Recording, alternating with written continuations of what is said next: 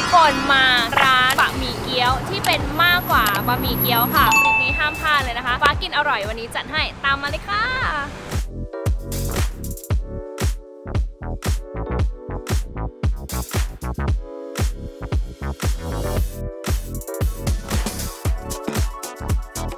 นี่บอกแล้วว่าเป็นร้านบะหมี่เกี๊ยวที่ไม่ธรรมดาดู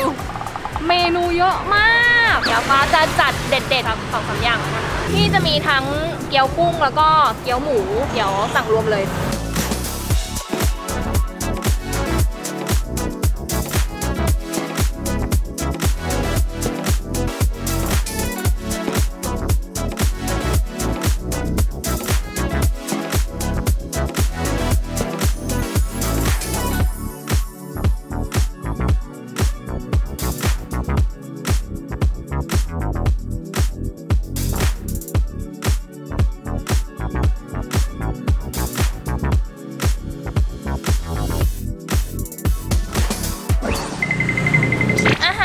ครบแล้วแต่ก่อนที่จะทานเดี๋ยวจะมาแนะนำก่อนเดี๋ยวจะกินจนติดลมแล้วไม่ได้บอกว่าร้านชื่ออะไรร้านราชาบะหมี่เกี๊ยวหรือว่าร้านหมูกรอบป๊า90 เดซิเบลนะคะตัวฟ้าชอบมาหาของกินอร่อยที่โชคชัย 4อยู่แล้ววันนึงขับผ่านเห็นว่าโอ้โหพวกพี่ไรเดอร์เต็มเลยร้านนี้ต้องเด็ดแน่นอนก็เลยมาลองและสรุปก็คือเด็ดจริงๆค่ะภายนอกมันอาจจะดูเหมือนแบบว่าร้านบะหมี่เกี๊ยวธรรมดาทั่วไปนะคะแต่ว่าไม่ใช่สำหรับร้านนี้แน่นอนเริ่มที่จานแรกเลยแล้วกันนี่มาร้านบะหมี่ทั้งทีจะไม่สั่งเมนูออริจินอลของเขาได้ไงเมนูแรกที่ฟ้าชิมเป็นบะหมี่หมูแดงหมูกรอบนะคะเส้นของเขาอ่ะฟ้าก็ชอบเลยมันมีความแบบหนึบๆหนับๆให้เราได้เคี้ยวแล้วก็เส้นของที่นี่นะคะดูมันไม่ติดกัน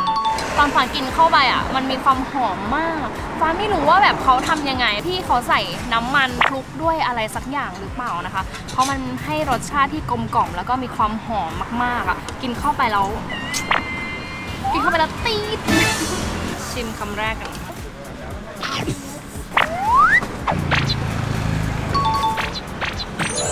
นี่แล้วก็อีกอย่างที่ชอบนะคะก็คือหมูแดงของร้านนี้เห็นไหมว่ามันจะแตกต่างจากร้านบะหมี่เกี๊ยวทั่วไปเพราะหมูแดงของร้านนี้นะคะเขาเป็นหมูแดงอบน้ำผึ้งค่ะดูก็รู้เลยว่าฉ่ำมากน้องหมูแดงไปค่ะหอมน้ำผึ้งหมูแดงเขาไม่หวานมากเลยนะกลมกล่อมมาด้วยความที่เขาเป็นน้ำผึ้งอะเนาะหมักมาดีมากเนื้อหมูอะนุ่มละมุนมากๆขอมูฟไปอีกเมนูหนึ่งที่บอกว่าเด็ดไม่แพ้บะหมี่เลยนะคะนี่แล้วนี่ข้าวยำไก่แซ่บด้วยค่ะเป็นไก่ทอดที่แบบเวลาฟ้ามาร้านเนี้ยฟ้าตัดสินใจยากมากว่าแบบเฮ้ยจะกินบะหมี่หรือว่ากินข้าวยำไก่แซ่บดีมันอร่อยทั้งคู่เลยอะมาชิมกันค่ะไก่กรอบด้านใจหมกจานนี้รสชาติแบบจัดจ้านมากแล้วก็ไก่ทอดของเขาค่ะอร่อยมากๆชอบตรงที่แบบว่าแป้งที่เขาเอามาชุบไก่อะก็คือแบบว่าหูกรอบสุดรสชาติดีมากๆสมกับเป็นอาหารไทยจริงๆได้ความรู้สึกที่แบบครบอะทั้งเผ็ดทั้งเปรี้ยวเค็มหวานคือมาครบเลยแล้วก็แบบมันหอมๆด้วยนะมีข้าวคั่วอะไรเงี้ยเวลากินไปเรื่อยๆแล้วอะไก่หมดไม่ต้องห่วงเพราะว่าไฮไลท์คือตรงนี้ค่ะอันนี้ก็คือแบบอร่อยไปยันเศษแป้งอะกินกับแบบเครื่องยำก็คือแบบเด็ดมากแซ่บมากได้ความรู้สึกแบบรสชาติที่เต็มปากเต็มคำเท็กเจอร์ก็คือแบบได้ทั้งความกรอบของแป้งทอดข้างนอกแล้วก็กัดเข้าไปเป็นเนื้อไก่อะไรเงี้ยคือแล้วก็โดนเครื่องยำเข้าไปอีกคือแบบหลายรสชาติครบรสมากๆอร่อยค่ะจานนี้แนะนำแล้วก็ตะดาเกี๊ยวของที่นี่นะคะเขามีทั้งเกี๊ยวหมูแล้วก็เกี๊ยวกุ้งทั้ง2อย่างเลยจานนี้นะคะฟ้าก็เลยสั่งมาเป็นเกี๊ยวต้มยำแห้งซึ่งก็ไม่รู้นะอันไหนหมูอันไหนกุ้งกินดูแล้วกันเห็นเกี๊ยวไหมคะ เกี๊ยวที่นี่เขาจะมาแบบตัวโตๆเลยนะคะเต็มปากเต็มคำไปค่ะรออะไรกุ้งหรือหมูไม่รู้อ่ะหมูเมื่อกี้เกี๊ยวหมูดีมากค่ะกัดเข้าไปก็คือหมูเต็มคำแล้วก็เป็นแป้งบางนะคะเนื้อหมูแบบแน่นมากๆแล้วก็หมูนุ่มมากที่ฟ้าสั่งมาเป็นเมนูเกี๊ยวต้มยำแห้งนะคะก็คือเขาปรุงมาดีมากๆแล้วก็มันมีถั่วด้วยอ่ะซึ่งแบบมันก็ทำให้แบบหอมมากยิ่งขึ้นนะคะนี่เกี๊ยวกุ้งใส่กุ้งมาเป็นตัวเลย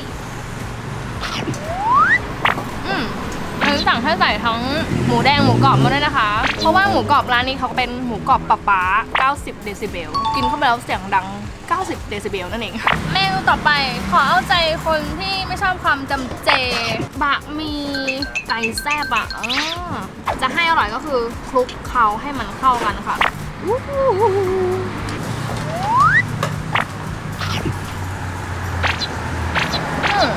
มันเหมือนเป็นการรวม2สิ่งที่อร่อยเข้ามาด้วยกันของอร่อยกับของอร่อยเข้ามาอยู่ด้วยกันแน่นอนสวรรค์ค่ะทุกคนกินไปเผ็ดๆแล้วแบบต้องซดน้ำซุปให้มันโล่งคอ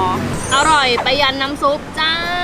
น้ำซุปที่ฟ้าล้างที่สุดก็คือน้ำซุปที่มีหัวไชเท้าน้ำซุปหัวไชเท้าคือเดอะเบสเพราะมันจะมีความหวานๆหอมๆอ่ะอันนี้ไม่ห่วงเลยให้โครงไก่มาด้วยแต่อันนี้ของโปรดตากล้องอะเก็บมาให้มันแทะมันชอบแทะ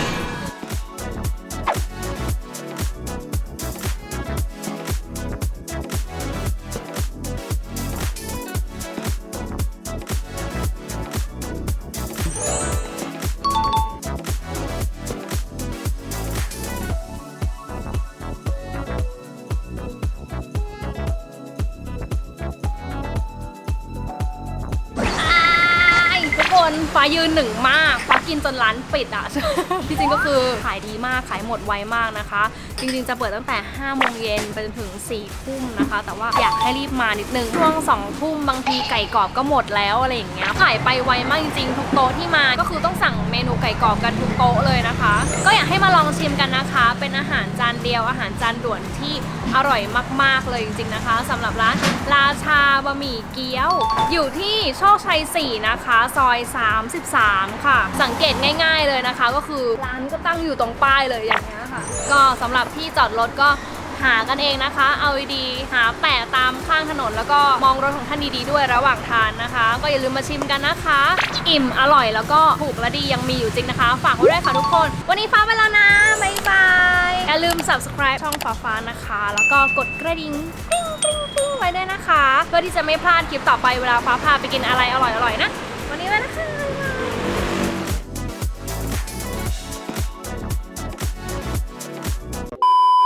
มาร้านบะหมี่จะไม่สั่ง